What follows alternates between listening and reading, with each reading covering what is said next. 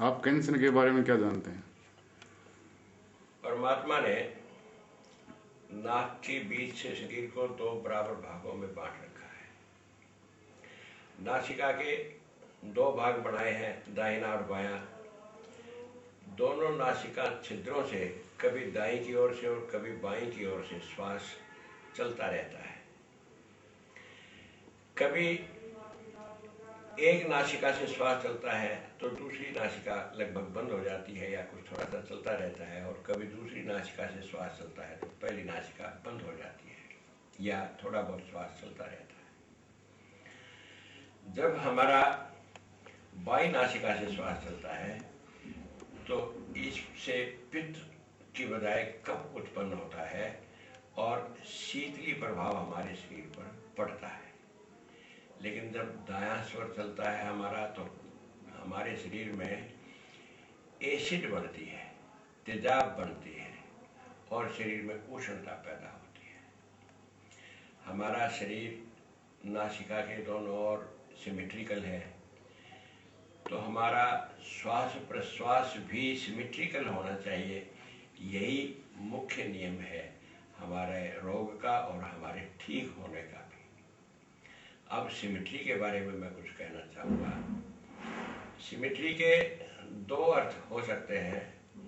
एक तो दोनों नासिकाओं से बराबर बराबर श्वास चले, लेकिन ये रोगियों के लिए नहीं है, ये योगियों के लिए है जो अध्यात्म विज्ञान में उन्नत होना चाहते हैं। ये उन्हीं के लिए है। इससे कुंडली वगैरह जागृत होती है, ये समाधि अवस्था के लिए है। लेकिन जब दूसरी सिमेट्री का हम अर्थ लें तो जब एक नासिका से श्वास चले तो दूसरी नासिका बंद हो, और दूसरी नासिका से श्वास ले तो पहली नासिका बंद हो। दिन रात में 24 घंटे होते हैं, लगभग 12-12 घंटे हमारी श्वास इसी प्रकार बदलती रहनी चाहिए। एक घंटे एक नासिका से और दूसरे घंटे दूसरी नासिका से। यही सिद्धांत है सिमेट्री का इस रोग के उपचार में। अगर आप योगेश्वर शिव पार्वती संवाद के रूप में स्वर विज्ञान पुस्तक को पढ़ेंगे तो शुक्ल पक्ष और कृष्ण पक्ष में किस घंटे दायां स्वर चले और किस घंटे बायां स्वर चले, इसका अध्ययन कर सकते हैं। लेकिन अब हमारा उद्देश्य तो एसिडिटी, कैंसर, डिस्क प्रॉब्लम आदि है। मुख्य रूप से कैंसर हमारा विषय है। अब हम उसी विषय के ऊपर आते हैं। जब हमारा दायां स्वर अधिक चलता है तो हमारे शरीर में पित्त का निर्माण होता है, उष्णता ज्यादा पैदा होती है। कुछ हद तक तो हमारा शरीर एडजस्ट कर लेता है उसको, लेकिन जब हमारा दायां स्वर अधिक चलता है तो शरीर में अधिक उष्णता, अधिक पित्त के कारण पैदा होती है, जिससे एबनॉर्मेलिटीज पैदा होने लगती है। हाँ जी सर। जैसे हमारा दायां स्वर, राइट नॉस्ट्रल, अगर ये ज़्यादा रेस्पिरेट करेगा तो पित्त ज़्यादा बढ़ेगी, उष्णता ज़्यादा बढ़ेगी। लगभग 15-20-25% शायद कर लेता हूँ, निश्चित संख्या तो नहीं बताई जा सकती कितने परसेंट ये एडजस्ट कर सकता है, लेकिन उससे ज़्यादा शरीर में दुष्प्रभाव उत्पन्न होने शुरू हो जाते हैं। अगर आप कैंसर के रोगी हैं, अगर आप हाइपर एसिडिटी के रोगी हैं, इस प्रॉब्लम के रोगी हैं, यहाँ तक कि आप अगर पैरालिसिस के रोगी हैं, ब्लड कैंसर के रोगी हैं, HIV के रोगी हैं, तो आप अपने स्वर को चेक कीजिए, अर्थात कौन सी नासिका से श्वास प्रश्वास हो रहा है इसको चेक करिए। आप देखेंगे कि सभी रोगियों का, जो उष्णता के रोगी हैं, उनका दायां स्वर ही ज़्यादा चलता मिलेगा। बहुत सी बार तो ये 24 घंटे चलता ही रहता है दायां स्वर, और बायां स्वर कभी चलता ही नहीं होगा। यही कारण है हाइपर एसिडिटी का, यही कारण है डिस्क प्रॉब्लम का। और जब पित्त बहुत ज़्यादा बढ़ जाती है तो कैंसर पैरालिसिस के रूप में हमारे सामने आता है। अब हम इन रोगों से ग्रस्त व्यक्तियों के लिए उपचार का वर्णन करेंगे। एक बात मैं पहले कहना चाहूँगा, जो भी रोगी हैं वो 1 दिन 2 दिन कोई जल्दी ना करें, वो स्वयं परीक्षण करें कि उनका ये बायां स्वर नहीं चलता मिलेगा। चलेगा तो बहुत थोड़ी देर, 24 घंटे में चलेगा, जबकि थ्योरी ऑफ सिमेट्री ये कहती है कि समान जी सर। तो बायां स्वर उनका बहुत ही कम चलता मिलेगा और कई अवस्थाओं में तो ये बिल्कुल ही बंद होता है, दायां ही चलता रहता है। आप स्वयं परीक्षण करें, आप बार बार परीक्षण करें। यदि आपको मिले कि आपका दायां नॉस्ट्रल, राइट नॉस्ट्रल आपका दायां छिद्र अधिक चलता है, इसी में से श्वास प्रश्वास होता रहता है, अर्थात मैं इसको बहुत बार स्वर भी बोल देता हूँ। अगर हमारा दायां स्वर अधिक चलता है तो फिर आपको ये निश्चित तौर से जान लेना चाहिए कि ये सारे रोग ज़्यादा पित्त उत्पन्न होने की वजह से ही हुए हैं। अब उपचार के लिए इसको 2 भागों में बांटा जा सकता है। जब तक कारण मौजूद होता है, कार्य होता ही रहता है। सबसे पहले कारण को ही दूर करना होगा, अर्थात हमें अपना बायां स्वर चलाना पड़ेगा। बायां स्वर चलाने के लिए कई विधियां हैं जिसका अभी मैं वर्णन करूंगा। और दूसरा, हमारे शरीर में जो पित्त जरूरत से ज़्यादा बढ़ गई है, जिसकी वजह से ये रोग हुए हैं, उस पित्त को न्यूट्रलाइज करना पड़ेगा। उसके लिए दूसरा अर्थात शीतली प्राणायाम करना पड़ेगा। तो इन दोनों को मैं एक्सप्लेन करने का प्रयास करता हूँ। बायां स्वर चलाने के लिए, ये मेरा बायां स्वर है, इसको चलाने के लिए अगर आप सर्विस करते हैं और आपकी सीटिंग चेयर और टेबल के साथ है तो बड़ा आसान है और आप देखेंगे आसानी से आप अपना बायां स्वर चला सकते हैं। जैसे अपना दायां हाथ मेज के ऊपर इस प्रकार रखूंगा कि ये लगभग हमारे कंधे के साथ आ जाए। बड़ा नरम सा चीज रख लेना और काख को इनके साथ भिड़ा के रखना और बायां हाथ बिल्कुल ढीला छोड़ देना। हाथ के नीचे सर सॉफ्ट चीज ही रखनी है या हार्ड भी रख सकते हैं? आप चीज तो कोई भी रख सकते हैं, सॉफ्ट में आपको दिक्कत नहीं होगी। कोई चीज रखिए, कोई चीज, अगर टेबल इस लायक है कि हमारा दायां हाथ लगभग ऊपर हो जाता है और बायां हाथ हम ढीला कर सकते हैं तो वही काफी है। ये टेबल थोड़ी सी नीचे पड़ती है, इसलिए मैंने इसको तकिया को रख लिया है। अब बायां हाथ बिल्कुल ढीला छोड़ दीजिए, आप इसको कस के ना रखिए। आप देखेंगे कुछ देर बाद आपका बायां नॉस्ट्रल रेस्पिरेट करने लगेगा। एक ये तरीका है। दूसरा तरीका, आप बैठे बैठे ऐसा कर सकते हैं, कुर्सी पे बैठे हैं या कहीं भी बैठे हैं, इस तरह से कान के बीच में कुछ लगा लीजिए, मोटा कोई ऐसा हो। बहुत ठोस वस्तु लगाने से हमें दिक्कत होती है, नरम से काम चल जाएगा।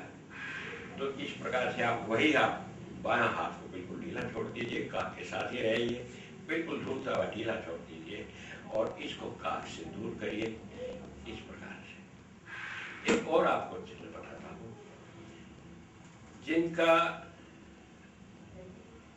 पित्त अधिक बढ़ता है, जिनका राइट नॉस्ट्रल अधिक रेस्पिरेट करता रहता है, उनका दायां हाथ लगभग काख के नजदीक ही रहता है और बायां हाथ थोड़ा सा दूर रहता है काख के। इसलिए हम इस दाएं हाथ को जितना दूर हो सके उतना दूर करने का प्रयास करेंगे। ये एक तरीका है।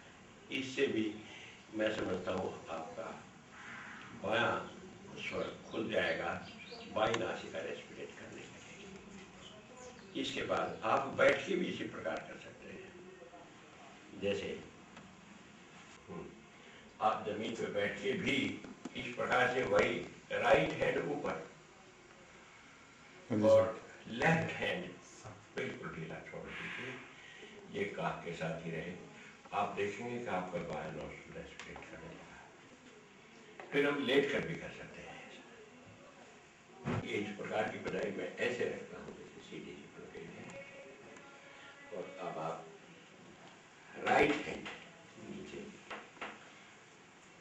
के बीच में ये दोनों आगे हैं और ये हाथ पाँव कैसे ही रखिए, ये हाथ आप बिल्कुल ढीला छोड़ के यहाँ डाल दीजिए। हाथ पाँव की कोई बात नहीं, ये मोशन में रहे कोई दिक्कत नहीं आती।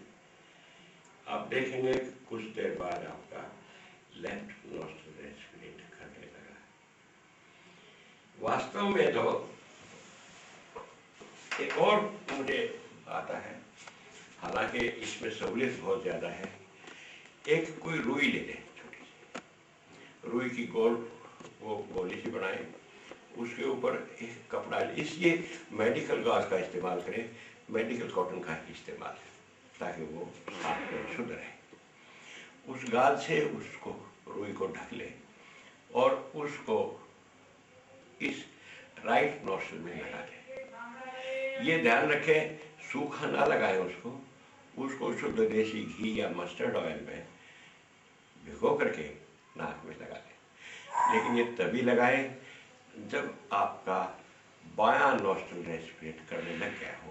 पहले इन विधियों द्वारा किसी भी तरीके से, और भी कोई तरीका हो सकता है, अगर आप किसी तरीके से अपना बायां नोस्ट्रिल चला सकते हैं तो चलाएं। इसमें सांस खिंच के ज्यादा आने लग जाएगा तो दिक्कत हो जाएगी। वही बता रहा हूँ मैं। तो ये जब बायां नोस्ट्रिल खुल जाए तब इस प्रकार से उसको इस राइट नोस्ट्रिल में लगा लें। ये बड़ी आसान है, सहूलियत भी है इससे। लेकिन कई बार ऐसा होता है कि श्वास में बड़ा बल होता है।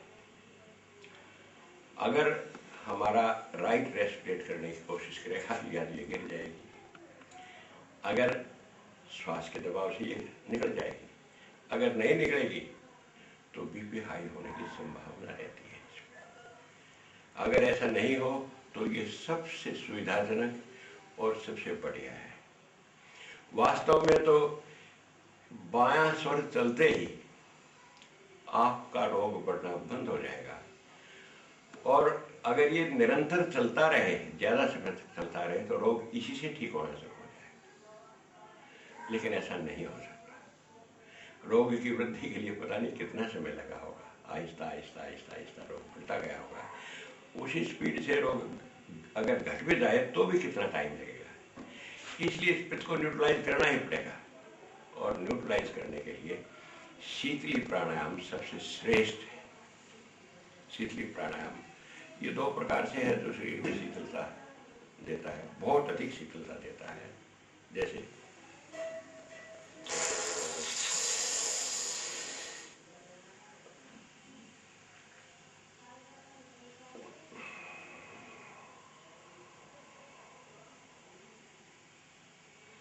होठ को होठ पे रखें, वहां से जब हम खींचेंगे श्वास को, वायु खींचेंगे तो घर्षण पैदा होगा, उससे आवाज भी आएगी। ये आवाज आनी ही चाहिए ताकि पता लगे कि घर्षण हो गया है।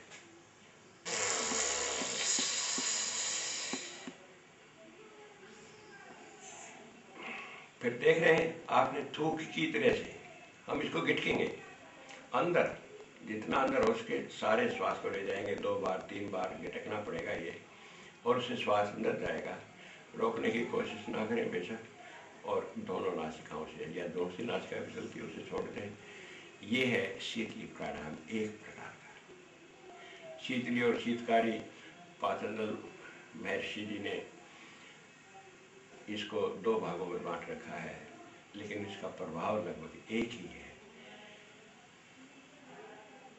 जीव को इस प्रकार से आगे निकालें, इससे श्वास खींचेंगे और उसी प्रकार श्वास को गिटकेंगे, अंदर ले जाएंगे और फिर नासिका से छोड़ेंगे। ध्यान रहे खींच रहे हैं मुंह से और छोड़ रहे हैं नासिका से।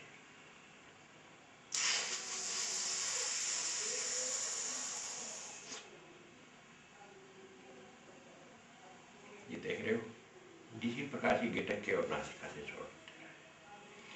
ये शीतली प्राणायाम दिन में 3 बार 10-10 मिनट जरूर करें। आप देखेंगे कि लगभग 10 रोज में आपको बहुत आराम मिल जाएगा। ये प्राणायाम करने के लिए कोई टाइम भी होता है सर? हाँ, इसको मैं अभी आगे बताऊंगा। 10 रोज में आपको ये महसूस होने लगेगा कि मुझे बहुत आराम हो गया है, और 15 रोज बाद आप चेक करवाने जाएंगे तो सिम्टम बहुत थोड़े ही मिले, शायद ना ही मिले। और ये तब तक करते रहना है जब तक हम निरोग ना हो जाए। जब आपकी मेडिकल रिपोर्ट दोबारा आए कि आप कैंसर रहित हैं, आपको कोई बीमारी नहीं है, अब तब इसको छोड़ दें। आगे वैसे भी शीत ऋतु आ रही है, तो इसको ठीक होते ही अवश्य छोड़ दें। टाइम, अब मैं भोजन की बात करूंगा तब बताना चाहता था, लेकिन कुछ अभी बोल देता हूँ। दिन में जितना ज्यादा बायां स्वर चला सके उतना चलाएं। ये नहीं है 10 मिनट बायां स्वर चला दिया उससे बात नहीं बनेगी। शीतली प्राणायाम करने से भी बात नहीं बनेगी, फिर तो उल्टा बात बनेगी, कुछ गैस वगैरह और पैदा होनी शुरू हो जाएंगी। वैसे ही जैसे नीचे एक भट्टी जल रही है और ऊपर से पानी डाल दें तो वो गैस ही बनेगी। इसलिए बायां स्वर चलाएं और उसके बाद शीतली प्राणायाम करें। सुबह से शाम तक बीच में उठना चाहे उठ जाए। भोजन करने से पहले आधा घंटा पहले तक शीतली प्राणायाम हो चुका हो, उसके बाद आधा घंटा बाद भोजन कर लें, और भोजन करने के आधा घंटा बाद ही शीतली प्राणायाम करें, उससे पहले नहीं करें। हमारे शरीर में जो पित्त है वही भोजन को डाइजेस्ट करती है, इसलिए ये सावधानियां रखना आवश्यक है। अब भोजन, हाँ जी सर, भोजन हमारे शरीर में बहुत आवश्यक है। अगर हम भोजन नहीं खाएंगे तो प्राण हमारे शरीर की मांस मज्जा खाने लगेगा। प्राण ही तो भक्षण करता है, इसलिए भोजन खाना चाहिए। लेकिन कितना भोजन खाएं, रोगी को मैंने ये तजुर्बा किया है, कभी ठूस ठूस के भरपेट भोजन नहीं करना चाहिए। आधा पेट भोजन करें केवल। वैसे भी जब ये हमारे ज्ञानी लोग ये बात कहते हैं कि 1/3 भोजन अपने लिए, बाकी का डॉक्टरों के लिए, तो भोजन तो वैसे भी कम खाना चाहिए, लेकिन रोगियों को आधा पेट से ज़्यादा भोजन कभी नहीं करना चाहिए। ये थोड़े दिन की बात है, उसके बाद फिर आप भरपेट भोजन तो कभी नहीं करना चाहिए, स्वस्थ व्यक्ति को भी नहीं करना चाहिए।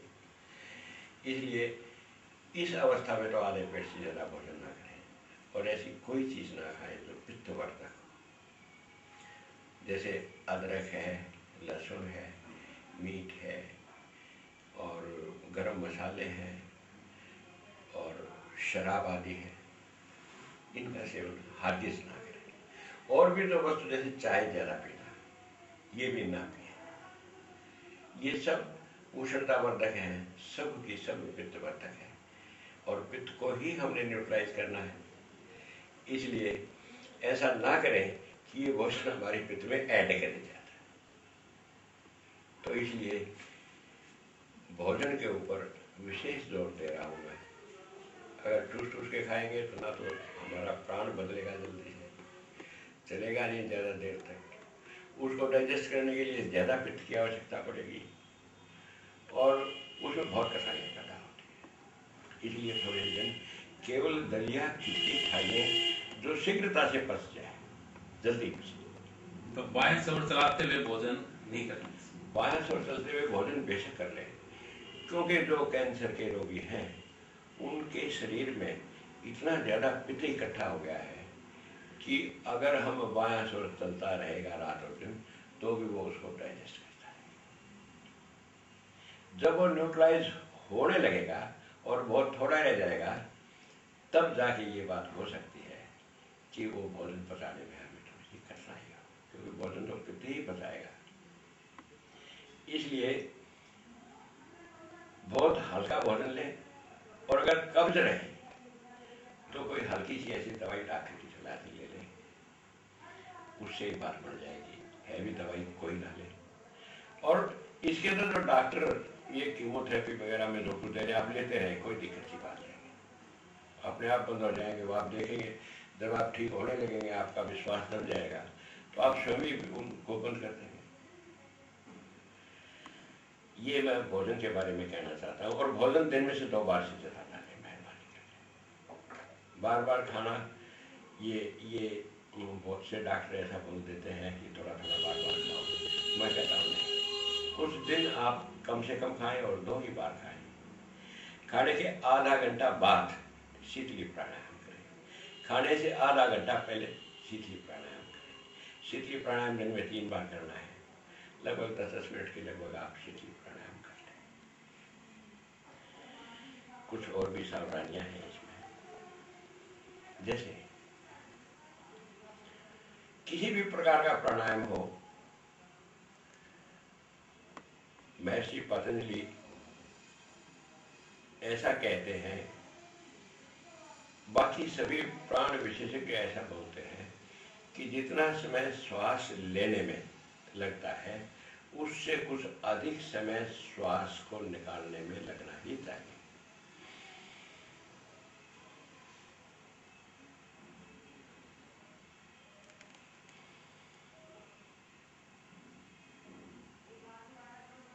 गहरा श्वास लें, लंबा श्वास लें, और श्वास जितनी देर में आपने खींचा है, अंदर गया है, उससे ज़्यादा टाइम लगना चाहिए उसको बाहर छोड़ देने श्वास को। ये किसी भी प्रकार का कोई प्राणायाम है, सभी में ये विद्या, ये क्रिया, ये सावधानी लागू होती है। वैसे भी स्वस्थ व्यक्ति को भी ऐसे ही श्वास लेना चाहिए, आम नॉर्मल भी ऐसा ही लेना चाहिए। ये स्वास्थ्यवर्धक होता है। श्वास छोड़ते समय जितनी हमारे शरीर में कुछ भी होता है जिसकी वजह से गड़बड़ होती है सारी, वो बाहर निकलती है। इसको आहिस्ता आहिस्ता छोड़े। एक बात मैं ये कहना चाहूँगा कि मैं प्राण बढ़ाने का दावा नहीं कर सकता। प्राण तो परमात्मा के दिए हुए जितने हैं उतने ही रहते हैं, मैं ऐसा मानता हूँ। लेकिन रोग में अगर आप जो कुछ कहा है मैंने ये करेंगे तो अवश्य आराम मिलेगा। आप देखेंगे कि हमारे ऋषि मुनियों ने जो कहा है वो कितना सत्य है। हिंदुस्तान की संस्कृति कितनी महान थी। हम भारतीयों का योग विद्या या और बाकी भी विद्या, शरीर के अंदर का ये अध्यात्म विज्ञान भी बहुत उच्च श्रेणी का था और शरीर के बाहर का विज्ञान भी बहुत उच्च श्रेणी का था। उनमें से एक एग्जाम्पल मैंने ये आपके सामने रखा। और कोई प्रश्न आप? एसिडिटी कितने दिन में ठीक हो जाएगी? ये बहुत अच्छी बात है। एसिडिटी बहुत जल्दी ठीक होगी। एसिडिटी के अंदर तो अगर आप, मैं कह रहा हूँ कैंसर की, एसिडिटी तो बहुत आसान चीज है। आप दिन भर बाएं और चला लीजिए, आपकी एसिडिटी न्यूट्रलाइज हो जाएगी। आपको इसको दवाइयों से डाइल्यूट या न्यूट्रलाइज करने की जरूरत नहीं पड़ेगी, जिसको हम सारी उम्र ये बढ़ती रहती है और करते रहते हैं। एक सावधानी आपने रखनी है, ये भी कुछ तो भोजन की वजह से और कुछ डांस और अधिक चलने की वजह से। और विशेष तौर से भोजन अगर आप कम लेते हैं और सात्विक भोजन लेते हैं, पित्त का निर्माण जिससे कम होता हो ऐसे ही लेते हैं, तो फिर आप थोड़ी देर बैठेंगे तो ही देखेंगे आपकी पित्त न्यूट्रलाइज हो गई है। और दिन में तो ये बढ़ा ही लें, ये तो विधान है कि दिन में ज़्यादा से ज़्यादा बांस करना चाहिए, रात को बांस करना चाहिए। इसका कोई साइड इफेक्ट भी है सर? कोई साइड इफेक्ट नहीं है इसका। यही एक ऐसी चीज है जो व्यक्ति को निरोग तो कर देती है, लेकिन ये सावधानी रखनी पड़ेगी, इसकी सिमेट्री की सावधानी रखनी ही चाहिए। परमात्मा ने इस प्रकार का विचित्र सिस्टम बनाया है शरीर का। शरीर सिमेट्रिकल है, श्वास भी सिमेट्रिकल होना चाहिए। भगवान शंकर तो बार बार इस बात को कहते हैं। योगेश्वर ने ये सब बातें माता पार्वती को बताते समय इन सब का विवरण दिया है, विश्लेषण किया है, एक एक दिन का, एक एक घंटे का विश्लेषण किया है। जिनको जरूरत हो वो सूर्य ज्ञान की उनकी पुस्तक को देख लें, बहुत सस्ती छोटी सी पुस्तक है। और डिस्क प्रॉब्लम? डिस्क प्रॉब्लम में 1-2 दिन ज़्यादा लग जाएंगे। अगर आप इसके साथ साथ शीतली प्राणायाम भी करेंगे, चाहे एसिडिक हो, एसिडिटी हो, हाइपर एसिडिटी हो या डिस्क प्रॉब्लम हो, ये 2-3 दिन में बिल्कुल ठीक होने वाली प्रॉब्लम, कोई दिक्कत नहीं है। बस एक ही शर्त है, आप बाएं और ज़्यादा चलाएं दिन में और शीतली प्राणायाम कर लें थोड़ा थोड़ा। इनको तो 10 मिनट की भी जरूरत नहीं है, ये तो 2-2 मिनट कर ले, 3-3 मिनट कर ले दिन में 2-3 बार, तो भी काम चल जाएगा। और आप देखेंगे, बल्कि मैं आपसे एक निवेदन करना चाहता हूँ बीच में, अगर आपको आराम मिले तो मेरे ईमेल पे मुझे सूचित अवश्य करें, इससे मेरा उत्साह वर्धन होगा।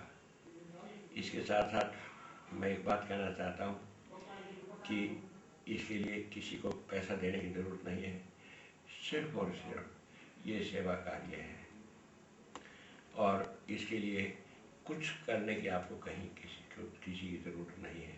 शीतली प्राणायाम नहीं आता हो तो इसको और किसी से समझ लें थोड़ी सी देर, जगह जगह ये बहुत लोगों को आता है। और कोई कठिनाई हो तो उसकी भी जानकारी लें, क्योंकि मैं आगे एक अनुसंधान कर रहा हूँ। हमारे ये क्या बोलते हैं इसको, शुगर के रोगियों का बायोडाटा मैंने इकट्ठा करने की कोशिश करी है।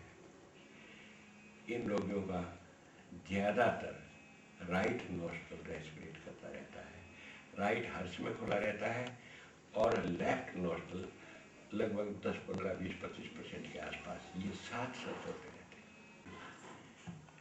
इसमें शुगर के अनुसंधान में जो आंकड़े जो मैंने इकट्ठे किए हैं, कोशिश कर रहा हूँ,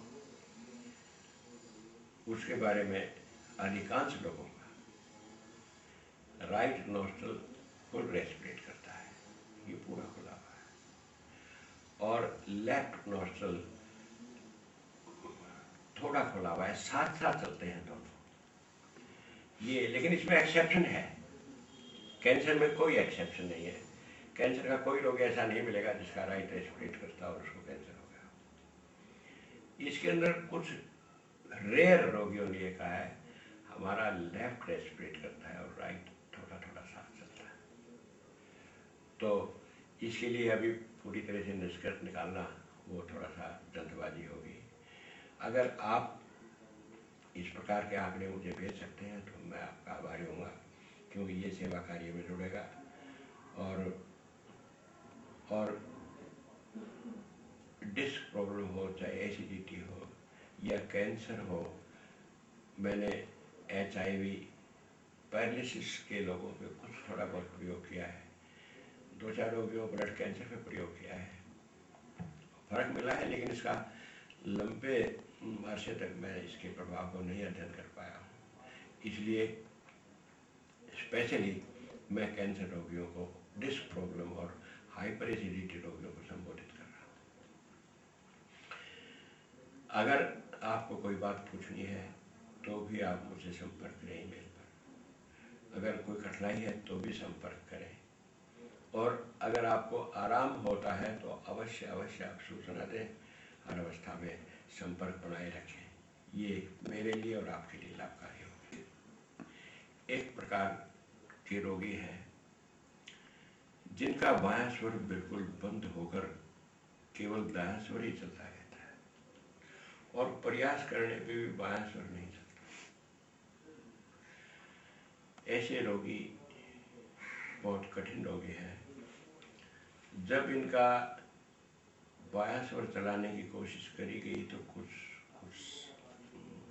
समय बाद बायां स्वर चल भी पड़ा, तो इनको इतनी ज़्यादा ठंड लगी कि वो इनकी बर्दाश्त से बाहर थे और ये सोचने लगे कि कहीं मुझे पैरालिसिस ना आ जाए। तो ऐसे रोगी सबसे कठिन रोगी हैं। फिर भी कोई चारा नहीं है हमारे पास, उधर से डॉक्टर जवाब देंगे, इधर आप भयभीत रहेंगे तो काम नहीं चलेगा। आप अपना बायां स्वर चलाइए, अगर परमात्मा ने प्राण दिए हैं तो आप निरोग जीवन व्यतीत करें। बायां स्वर चला के शीतली प्राणायाम करिए, दायां स्वर के चलते शीतली प्राणायाम ना करिए, ये विशेष सावधान है, क्योंकि नीचे भट्टी है, ऊपर से पानी डालते हो आप। जिनका दायां स्वर चल रहा हो उनको नहीं करना चाहिए। दायां स्वर चलते समय शीतली प्राणायाम ना करें, बायां स्वर ही चलाएं। बायां स्वर अपने आप में ही इलाज है, ये अपने आप में रुकावट भी है, इलाज भी है। जैसे दायां स्वर आहिस्ता आहिस्ता बढ़ते बढ़ते पित्त ज़्यादा शरीर में पैदा होते होते वो ज़्यादा समय तक चलता रहा। पित्त ज़्यादा पैदा होते होते हम इस रोग के वो बन गए हैं, ये रोग हमें हो गया है। इसी प्रकार बायां से ज़्यादा चलेगा तो पित्त अपने आप न्यूट्रलाइज होती रहेगी। अगर रात और दिन चलेगा तो बड़ी जल्दी, लेकिन इतने समय तक प्रतीक्षा ना करें। बहुत कठिन है ये कार्य। प्राण पे अधिकार होना बहुत कठिन है, श्वास पे अधिकार होना बहुत कठिन है। किसी प्रकार मर पड़ के क्वेश्चन चलाएंगे, बड़ा संघर्ष करने के बाद इसमें भी आप थक जाएंगे, बैठना मुश्किल होगा। और शीतली प्राणायाम करेंगे तो वो बहुत jल्दी आपको आराम पहुँचाएगा, पित्त को बहुत जल्दी न्यूट्रलाइज कर देगा। अकेला श्वास चलेगा तो उससे आपको लंबा टाइम लगेगा। फिर मैं लगभग 25 साल से इसके ऊपर कार्य कर रहा हूँ। सन 2002-2003 के बीच में मैंने इसको प्राण योग कहिए, श्वास योग कहिए, इसका प्रयोग किया। बार बार मैंने अपने शरीर पर प्रयोग किया, जाने अनजाने अपने बच्चों के ऊपर, परिवार के ऊपर प्रयोग किया। किसका शरीर मांगता मैं? शरीर तो मेरे पास या तो परिवार का है, मेरा अपना ही था। मैंने इनके ऊपर ये अनुभव किया है, कुछ दूसरे लोगों से कुछ डेटा इकट्ठ किए, और इन सब के बारे में इस रोग में किसी को, जो लोग ठीक हो गए हैं, मैं पेशेवर नहीं हूँ, ना मुझे किसी लोग की ज़रूरत है, ना मैं कोई पैसा मांगता हूँ। ये केवल सेवा कार्य है। इसलिए मैं जो रोगी ठीक हो गए हैं, मैं उनको आपके सामने पेश नहीं कर सकता। मेरा कोई एहसान नहीं है उनके ऊपर, सेवा कार्य है। भगवान ने मुझे अवसर दिया तो सेवा कर, केवल इस सेवा कार्य को ध्यान में रखते हुए मैं किसी भी जो ठीक हुए हैं उन रोगियों को आपके सामने पेश नहीं करता। मैंने आपको एक ही बात कही है, आप पहले चेक करिए, 1 दिन 2 दिन आप चेक करिए। अगर आपका राइट नॉस्ट्रिल ज़्यादा रेस्पिरेट करता है तो आप समझ जाइए कि यही रोग का कारण है और इसी को दूर करना। इससे उत्पन्न जो पित्त बनी है उसको न्यूट्रलाइज करना पड़ेगा और उसकी ऊष्मा को न्यूट्रलाइज करना पड़ेगा। पहले आप बाएं स्वर चलाएं और फिर शीतली प्राणायाम करें। ये कुछ सावधानियां बताई हैं, इनका आवश्यक पालन करें। जो व्यक्ति इन सावधानियों का पालन नहीं कर सकते, जो बायां स्वर अपना अधिक देर नहीं चला सकते, वो मेहरबानी करके इस विद्या से दूर रहें। वो अपना एलोपैथी में अपना विश्वास करते रहें, मुझे कोई दिक्कत नहीं है।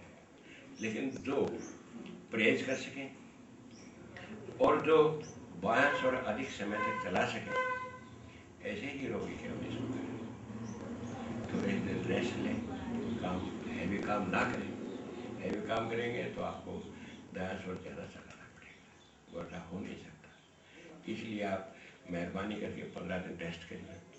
उसके बाद आपका शरीर जब प्रसन्न हो जाए, प्रफुल्लित हो जाए, तब फिर काम करना ही है आपको। हम तो जीवन पर कार्य ही करते रहते हैं। तो इसके बारे में, कैंसर को दूर करने के बारे में मैंने रजिस्टर्ड पत्र द्वारा श्रीमती सोनिया जी, श्री अटल बिहारी वाजपेयी जी, श्री कलाम जी, कैंसर अस्पताल Delhi, American embassy, British embassy आदि सभी को लिखे, लेकिन आज तक कहीं कोई रिस्पॉन्स मुझे मिला नहीं। अब मैं फिर इसको आपकी सेवा में भेज रहा हूँ। अगर आपको ये उचित लगे, इससे आपको लाभ हो, तो आप मुझे अवश्य सूचना दें। नहीं लाभ हो तो भी सूचना दें, ताकि मैंने जो कुछ ये समझा है, जो कुछ जाना है, जो अनुभव किया है, वो ठीक है या गलत। ये किसकी प्रेरणा से हुआ, इसके बारे में मैं तब बताऊं जब पॉजिटिव रिजल्ट इसका मुझे मिले। अगर पॉजिटिव रिजल्ट मिलता है तो ये उन्हीं की प्रेरणा से है, और अगर ये नहीं होता ठीक तो इसमें मेरा दोष है, मुझे सजा दे अगर ये गलत बैठे। मैं ये मांग करता हूँ कि अगर ये गलत है तो इसके लिए मैं सजा का दोषी हूँ। मैंने जनता के अंदर भ्रांति फैलाने का प्रयास किया, इसलिए मुझे सजा दीजिए। अगर ठीक है तो केवल मुझे सूचित करिए, ताकि अगले मैं जो कुछ कर रहा हूँ उसमें मुझे सहायता मिले।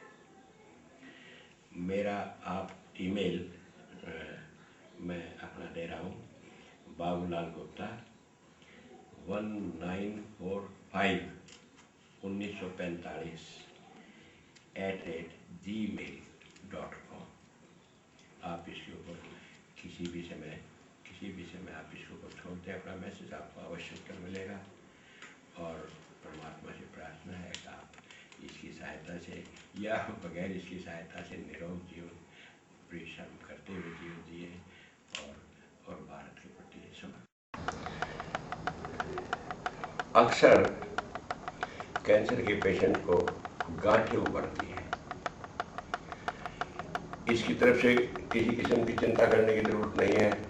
ये भी जो आपकी पित्त कम होती जाएगी, शरीर की उष्णता कम होती जाएगी, ये गांठें स्वतः ठीक होती जाएंगी। ये मैं बार बार कह रहा हूँ, एक दिन में ही ठीक होने का प्रयास ना करें, ज़्यादा मेहनत का कार्य ना करें। अगर हो सके तो 15 दिन रेस्ट बनाएं। एक बात और इसके साथ जुड़नी ही चाहिए, अनुलोम विलोम प्राणायाम, इसको पतंजलि योग शास्त्र में नाड़ी शोधन प्राणायाम भी कहते हैं। इसकी स्वामी विवेकानंद बहुत प्रशंसा करते हैं। स्वामी विवेकानंद साहित्य के 10 खंड हैं। चतुर्थ खंड के राजयोग चैप्टर में स्वामी जी कहते हैं कि एक नासिका से श्वास लेके दूसरी नासिका से आहिस्ता आहिस्ता छोड़ना। इसको आधा घंटा सुबह, आधा घंटा शाम को जरूर करना। तुम देखोगे कि तुम्हारा व्यक्तित्व ही बदल जाएगा। मैं यहाँ इतना ही कहना चाहूँगा कि सुबह सोच आदि से निवृत्त होने के बाद कुछ भी खाने से पहले आप अनुलोम विलोम जरूर करें, यानी नाड़ी शोधन प्राणायाम जरूर करें। इससे नाड़ियाँ शुद्ध रहेंगी और शरीर में जो आप शीतली प्राणायाम करेंगे उसका प्रभाव सारे शरीर में पहुँचता रहेगा। दूसरी बात यह है कि प्राण सारे शरीर में ठीक ढंग से प्रवाहित हो, ये भी इस नाड़ी शोधन या अनुलोम विलोम प्राणायाम से होता है। यही एक ध्यान रखने की बात है। सुबह सुबह अनुलोम विलोम प्राणायाम करने के बाद फिर आप अपना बायां स्वर चलाएं और जैसे बताया है पहले वैसे ही करें। ध्यान रखें, ये करना ही पड़ेगा, इसके ऊपर लीपापोती नहीं की जा सकती। अगर आप ऐसा नहीं कर सकते तो फिर करने का कोई फायदा नहीं है। परहेज अवश्य करें, कोई पित्तवर्धक चीज़ ना खाएं, बायां स्वर चलाएं और शीतली प्राणायाम करें दिन में 3 बार।